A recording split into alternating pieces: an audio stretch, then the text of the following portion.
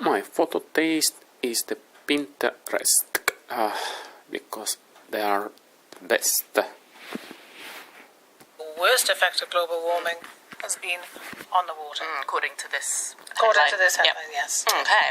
I've also heard it a lot with anger. So, for example, the other day when I came in and shouted at you, I didn't shout at everyone else as much. I shouted mainly at you, so you bore the brunt of my anger. I got the worst of your anger. Sean, you really must sort yourself out in the mornings. I'm coming out very badly in this story. I bore the brunt of your anger. It means you shouted at everybody, but you shouted most at me. Sean, I shall be putting in a complaint again. I think that's justified. Okay.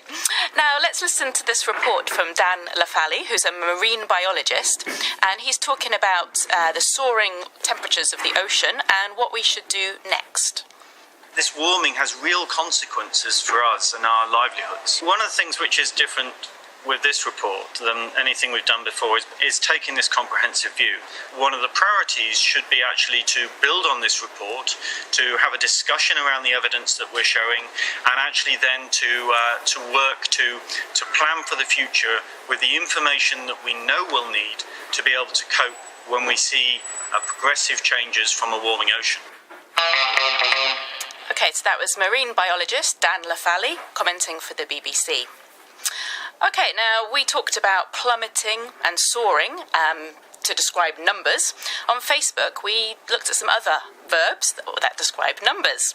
So here we have this quiz. 2 of these verbs mean rise quickly, and 1 of these verbs means fall quickly. So which verb can you use to describe this graph? Is it A, rocket, B, surge, or C, plunge? What kind of response did we get for this question? A good response as always. Quite a few people chose the verb rocket. Now, rocket actually is, again, an idiomatic use. A rocket usually goes up. Yeah. So rocket means go up. So sorry, everyone who got that one. Not quite right. The word surge also means to rise in numbers or rise in quantity. So that one's not right. And that only leaves the verb plunge. And to plunge means to go down quickly. So a lot of people got that one right.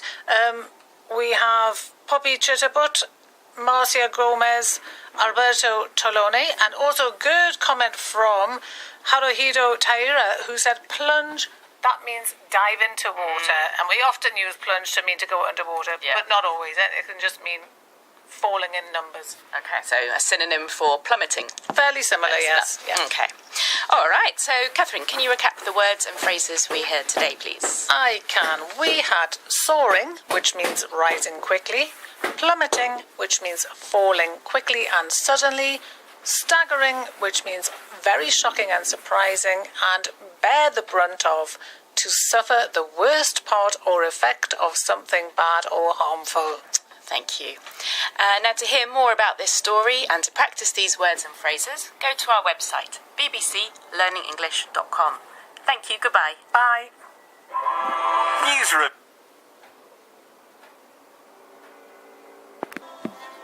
Hello and welcome to News Review, the programme where we give you the words and phrases to help you talk about the news. Hi, I'm Sian, and joining me today is Catherine. Hi, Catherine. Hi, Sian. What story do you have for us today? Today's story, Sian, is all about a very dramatic rescue. Okay, let's hear all about this story in this BBC News report. The Italian Coast Guard says it coordinated the rescue of 6,500 migrants from the Mediterranean on Monday. It made more than 40 separate sorties across the day, making it one of the busiest days in years for the multinational rescue effort. So the Italian Coast Guard there, and Coast Guard is a kind of police on the sea, similar sort of idea, and they've rescued more than 6,500 people from the Mediterranean Sea. Okay, and so this story is obviously in the news a lot at the moment, so what words and phrases have you picked out from this story? Okay, yes, we've got 3 very short but really important and interesting words. We have the word flee, we have some, and hub. Okay, so that's flee, to quickly leave a place, normally because it's dangerous or unpleasant. We have some, which is used here as an adverb before a number to mean approximately. And we have a hub, which is a place which is the centre of a particular activity. So how are these words and phrases appearing in the headlines and news stories? Okay, so we'll start with flee. And from the Guardian website, the headline we have is "Dramatic photos show refugees fleeing Libya being rescued at sea." So they're quickly leaving because Libya is a dangerous place to be in at the moment. Yes, or wherever they came from originally, but they're going through Libya and running away. So, flee means leave somewhere quickly because it's dangerous. Often it means you didn't have time to prepare, you just had to get up and get out, yes. Okay. And is it always used with a country, or can it be used with a place? It can be used with a place. You can flee a building if it's on fire. You can flee an unhappy situation. If you are horrible to me, Sean, I might flee the studio in tears. Promise I won't be. Yeah. Thank you. So here we've got flee a country, flee a studio. There's no preposition after flee. No, exactly that. You just flee the place. But the place you go to, you can use flee to somewhere. So, for example, I fled to the bathroom crying. But that won't happen. Okay, hopefully. It's often quite common with for your life, so flee for your life, or they fled for their lives. Absolutely. If people are in danger. Yes, and I think this is a good situation. This situation, the Libya situation, is one where that would be entirely appropriate. If they've fled for their lives. Exactly. Yeah. And the past tense of flee is, as we just said, fled, F-L-E-D, and it's the same for the past participle, so flee, fled, fled. So they have fled. Yeah. All right. How about the next word? So this is a very common word, but how is it used here? It's used in a really interesting way here, actually. We have the headline from the Daily Nation: some 6,500 migrants rescued off Libya, postcard. And the word "some" here means approximately or more or less. So we don't know the exact number, but we know it's about that. Okay. And is it always used with numbers then? It's always used with numbers. You can't say "some a lot of" or "some many." And it's My photo taste is the Pinterest because they are the best.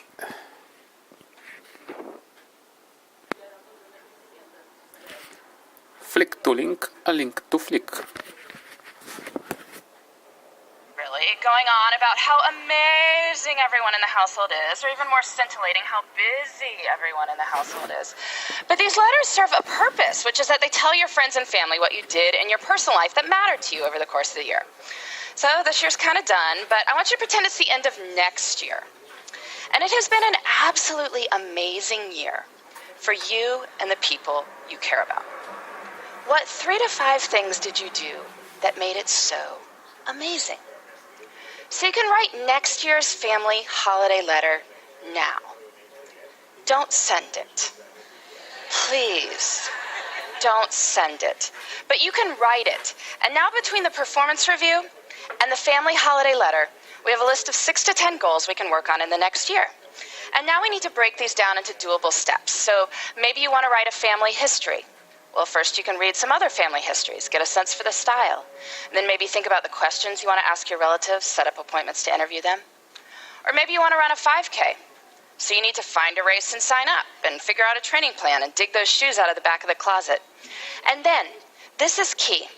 We treat our priorities as the equivalent of that broken water heater by putting them into our schedules first. And we do this by thinking through our weeks before we are in them. I find a really good time to do this is Friday afternoons. Friday afternoon is what an economist might call a low opportunity cost time. Most of us are not sitting there on Friday afternoon saying, I am excited to make progress toward my personal and professional priorities right now. But we are willing to think about what those should be. So take a little bit of time Friday afternoon, make yourself a 3-category priority list: career, relationships, self. Making a 3-category list reminds us that there should be something in all 3 categories. Career we think about, relationships, self, not so much. But anyway, just a short list, 2 to 3 items in each. Then look out over the whole of the next week and see where you can plan them in. Where you plan them in is up to you. And I know this is going to be more complicated for some people than others. I mean, some people's lives are just harder than others. It is not going to be easy to find time to take that poetry class if you are caring for multiple children on your own. I get that. And I don't want to minimize anyone's struggle. But I do think that the numbers I am about to tell you are empowering. There are 168 hours in a week. 24 times 7 is 168 hours. That is a lot of time. If you are working a full-time job, so 40 hours a week, sleeping 8 hours a night, so 56 hours a week, that leaves 72 hours for other things. That is a lot of time. You say you're working 50 hours a week, maybe a main job and a side hustle. Well, that leaves 62 hours for other things. You say you're working 60 hours. Well, that leaves 52 hours for other things. You say you're working more than 60 hours. Well, are you sure? There was once a study comparing people's estimated work weeks with time diaries, found that people claiming 75-plus hour work weeks were off by about 25 hours. You can guess in which direction, right? Anyway, in 168 hours a week, I think we can find time for what matters to you. If you want to spend more time with your kids, you want to study more for a test you're taking, you want to exercise for 3 hours and volunteer for 2, you can. And that's even if you're working way more than full-time hours. So we have plenty of time, which is great, because guess what? We don't even need that much time to do amazing things. But when most of us have bits of time, what do? Pull out the phone, right? Start deleting emails, or otherwise we're puttering around the house or watching TV. But small moments can have great power. You can use your bits of time for bits of joy. Maybe it's choosing to read something wonderful on the bus on the way to work. I know when I had a job that required 2 bus rides and a subway ride every morning, I used to go to the library on weekends to get stuff to read. Made the whole experience almost enjoyable. Breaks at work can be used for meditating or praying. If family dinner is out because of your crazy work schedule, maybe family breakfast could be a good substitute. It's about looking at the whole of one's time and seeing where the good stuff can go. I truly believe this. There is time. Even if we are busy, we have time for what matters. And when we focus on what matters, we can build the lives we want in the time we've got. Thank you.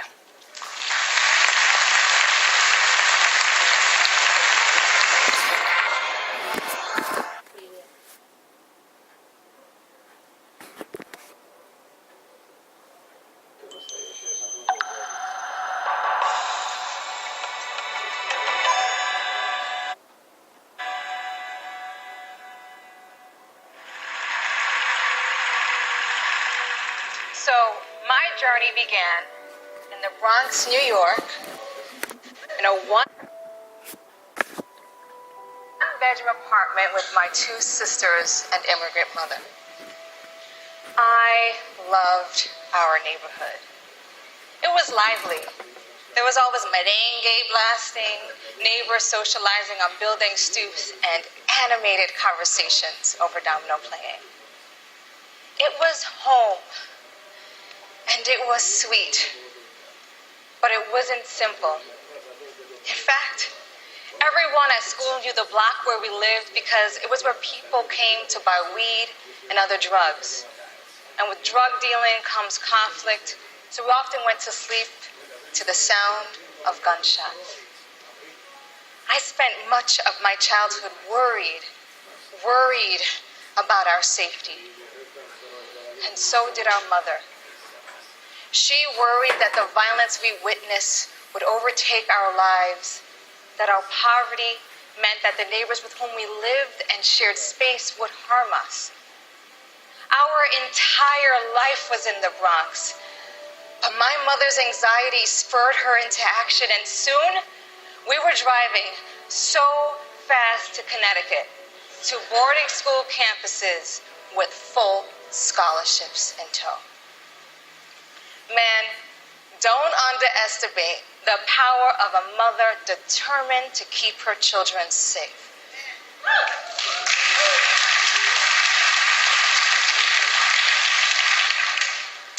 boarding school, for the first time, I was able to sleep without worry. I could leave my dorm room unlocked, walk barefoot in the grass, and look up to see a night sky full of stars. Happy novelties. But there were other novelties as well. Very quickly, I felt like I didn't belong. I learned that I didn't speak the right way, and to demonstrate the proper ways of speaking, my teachers gave me frequent lessons in public on the appropriate way to enunciate certain words. A teacher once instructed me in the hallway. Asking. She said this loudly. Dina, it's not axing like you're running around with an axe. That's Flick to link, a link to flick. My photo taste is the Pinterest.